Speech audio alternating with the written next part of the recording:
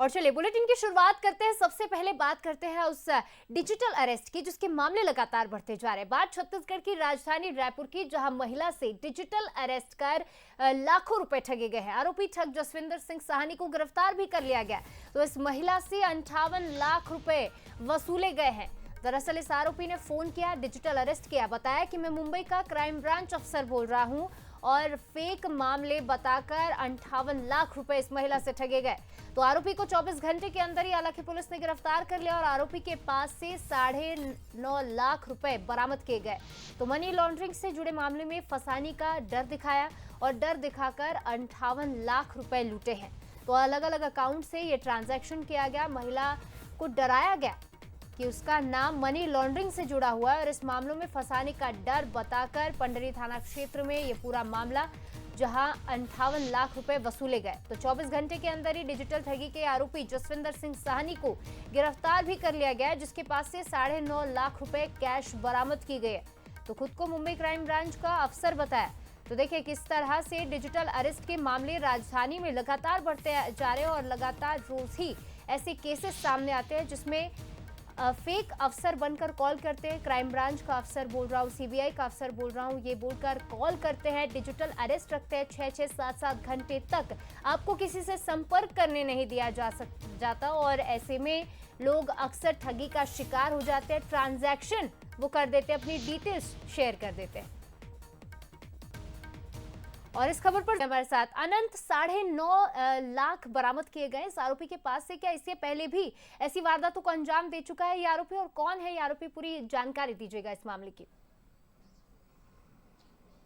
बिल्कुल, देखिए छत्तीसगढ़ में एक तरीके से डिजिटल ठगी का ये जो पूरा मामला था और डिजिटल ठगी के ये अगर देखा जाए तो जो ये आरोपी गिरफ्तार हुआ है जसविंदर साहनी, ये लगातार ऐसे घटनाओं को जो है अंजाम देता नजर आया है। और देखिए एक पंडरी थाना में अधेड़ उम्र की महिला के साथ ठगी की गई और देखिए ठगी ऐसी भी नहीं, 50 लाख से अधिक की ठगी। और देखिए इतना बड़ा मामला था ये, और जिस तरीके से 5 दिन तक महिला जो थी डिजिटल अरेस्ट थी, लगातार 5 दिनों तक उसे धमकी दी जा रही थी, उसे कहीं ना कहीं उसे फंसाया जा रहा था। जो आरोपी था वो मुंबई का पुलिस बनकर महिला को उससे ठग करता नजर आ रहा था। उसके बाद उससे पैसे ऐंठे गए, लगातार अलग अलग अकाउंट से ये ट्रांजैक्शन किए गए और देखिए ट्रांजैक्शन करने के बाद अब ये पूरा खुलासा हुआ। और उसके बाद देखिए जब रायपुर पुलिस के पास ये पूरा मामला निकलकर सामने आया, उसके बाद आज आरोपी की गिरफ्तारी हुई है। राजनांदगांव से आरोपी की गिरफ्तारी हुई है और देखिए इस पूरे मामले में 4 से 5 और भी अन्य आरोपी शामिल हैं जिसकी तलाश जारी है।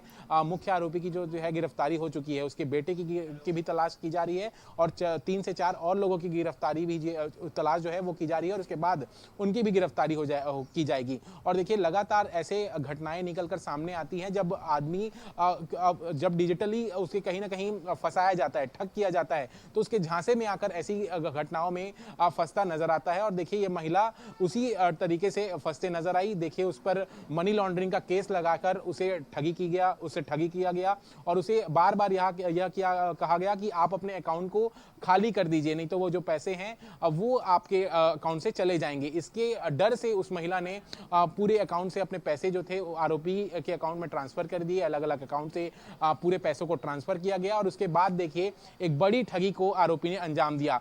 देखिए फिलहाल गिरफ्तारी हो चुकी है, 9.5 लाख रुपए उसे जब्त किए हैं और उसके बाद लगातार पूछताछ जारी है। और भी जो अन्य साथी थे उन तक भी पुलिस पहुंचेगी और लगातार उससे पूछताछ की जा रही है कि और भी किन किन जगहों पर ऐसी घटनाओं को अंजाम दिया गया है, क्योंकि लगातार ऐसे मामले निकलकर सामने आते रहे हैं। अब देखना होगा पुलिस इस पर और बड़ी कार्रवाई क्या करती है। एक आरोपी गिरफ्तार हो चुका है। जी निश्चित तौर पर अनंत, ये कहा जा सकता है कि कहीं ना कहीं छत्तीसगढ़ साइबर पुलिस को भी बड़ी सफलता हाथ लगी, क्योंकि 24 घंटे के अंदर इतनी बड़ी ठगी के आरोपी को गिरफ्तार कर लिया गया। साथ ही उसके साथियों की भी अब तलाश की जा रही है। फिलहाल तमाम जानकारी और अपडेट के लिए आपका बहुत बहुत शुक्रिया। तो अब देखना ही होगा